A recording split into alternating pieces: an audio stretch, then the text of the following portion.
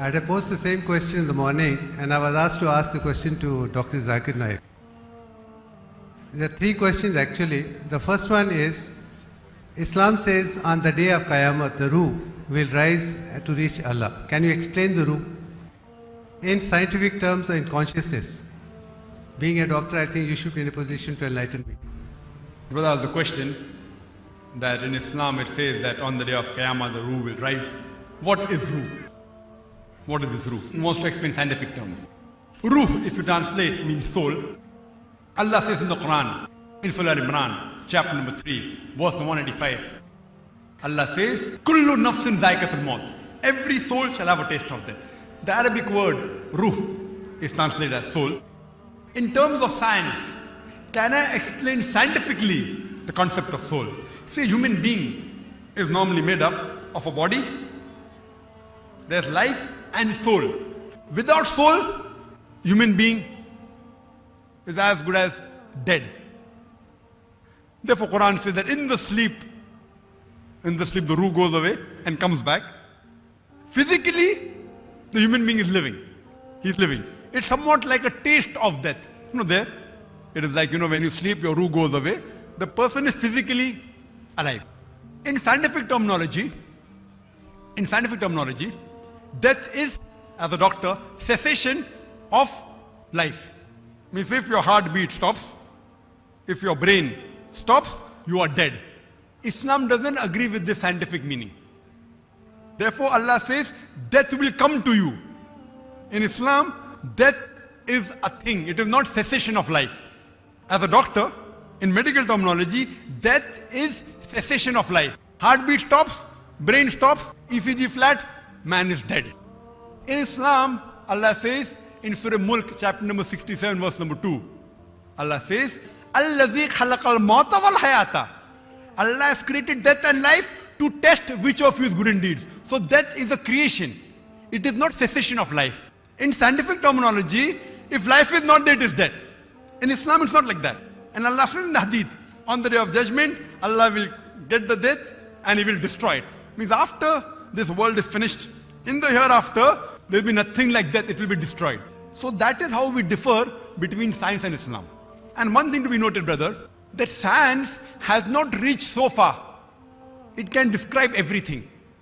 Because Allah subhanahu wa ta'ala is the creator, He is the Khalik. He is far superior than the best scientists of the world. He is our creator. He is the best scientist of the universe. And I've given a talk on Quran and modern science. And I've proved in that talk that this Quran is not a book of science. S-C-I-E-N-C. It's a book of signs. S-I-G-N-S. It's a book of ayats. There are more than 6,000 ayats, 6,000 signs in the glorious Quran, out of which more than 1,000 speak about science. Though it's not a book of science, many things told in this Quran 1400 years back, science has come to know recently. 50 years back, 100 years back, 200 years back. It speaks about the creation of the universe, the Big Bang, which science came to know recently. It speaks that the earth is spherical in shape, which we came to know recently. It speaks the light of the moon is reflected light. It speaks about botany, that the plants are made in sexes, male and female. It speaks about creations and human beings created from water. It speaks about geology. It speaks about biology, about embryology, and on and on. More than 1,000 verses.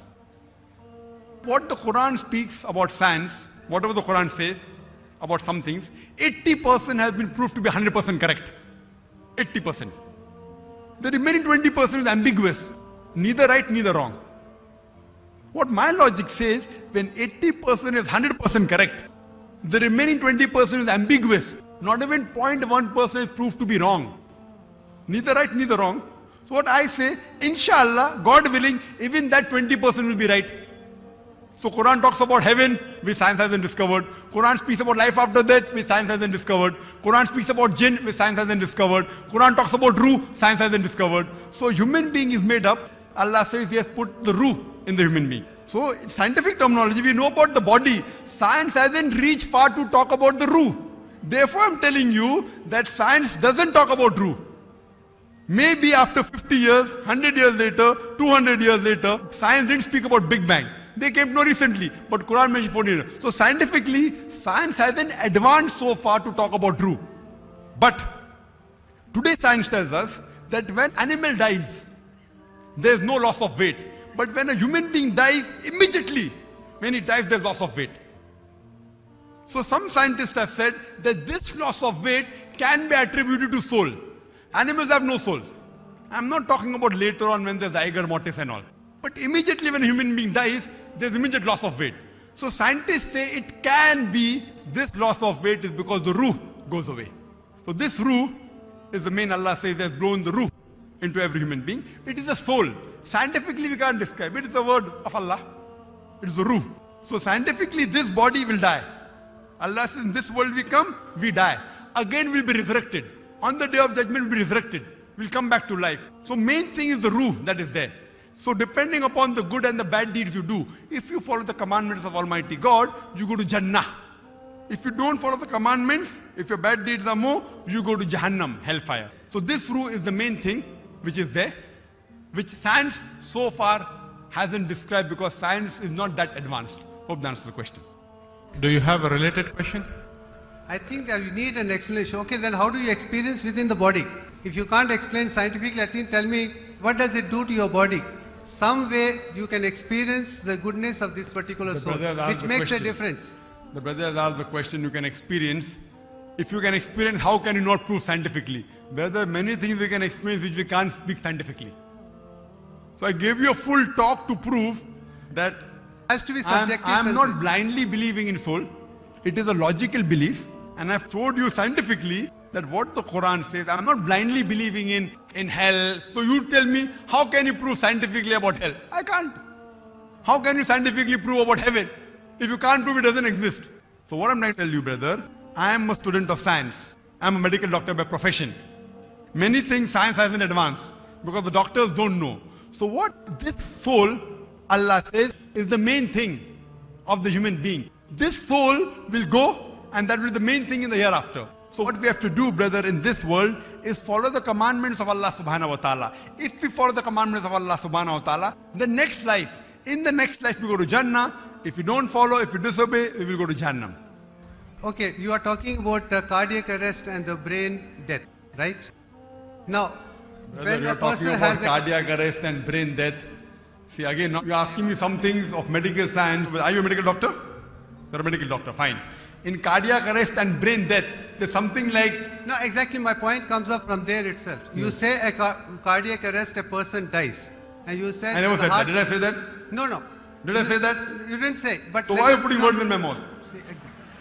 I never said that in cardiac arrest, Just you have by- to die. You may die, you may not die. I'm a doctor. That's and you being a doctor, there's That's exactly something- what my point is. When a person has a cardiac arrest, if we revive him couple of minutes time, he survives. That's What what- is that makes a difference? That's exactly my question is now. Now what you're talking about is suspended animation.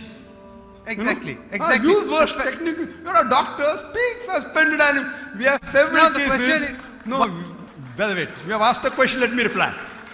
See, question should be short. The answer is there. You ask a question, let me give you the reply.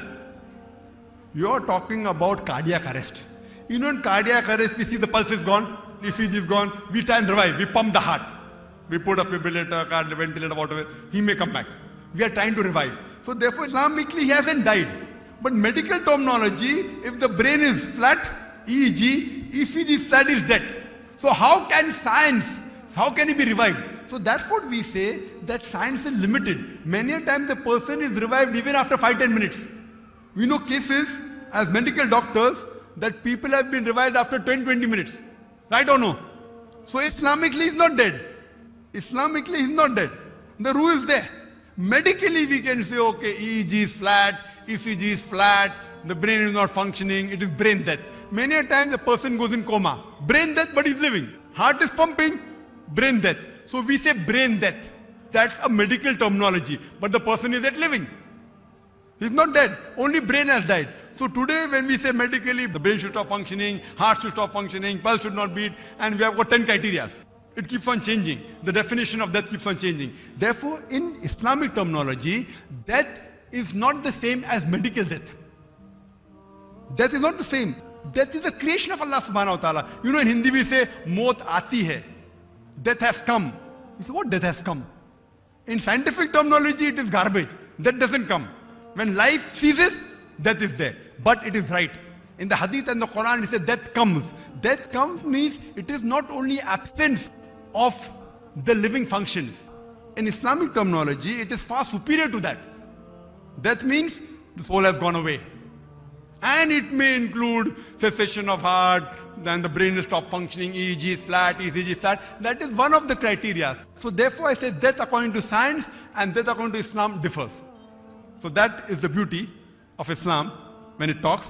And soul is the key. The soul yet remains. The human body dies. Yes, thank you for agreeing. No.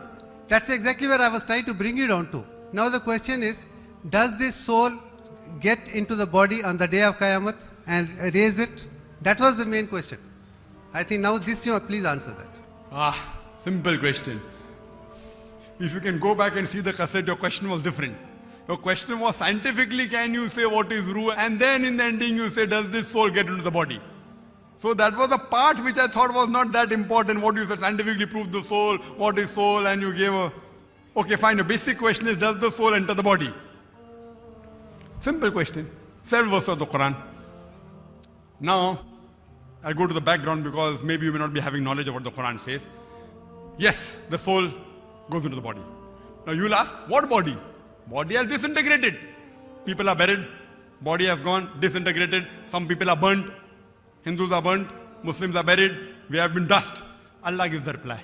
In Surah Qiyamah, chapter number 75, verse number 3 to 4. Allah says, when they ask you that how will Allah subhanahu wa ta'ala be able to reconstruct the bones on the day of judgment, Allah gives the reply. Tell them, Allah can not only reconstruct the bones, He can even reconstruct the very fingertips. Today science tells us, it was Sir Francis Galton in 1880 who discovered the fingerprinting method and said that no two fingerprints, even in 1 million people, are identical. So Allah is talking reconstructing the body, reconstructing the bones. He can even reconstruct in perfect order the very fingertips. So this is the reply Allah gives. He can reconstruct and the soul will put an hisab kitab the day of judgment. Allah says in Surah Al-Imran, I'll just complete the ayat which I quoted. Surah Al-Imran chapter 3 verse 185. Kullu nafsin zaiqatul maut. Every soul shall have a taste of death. But the final recompense will be on the day of judgment.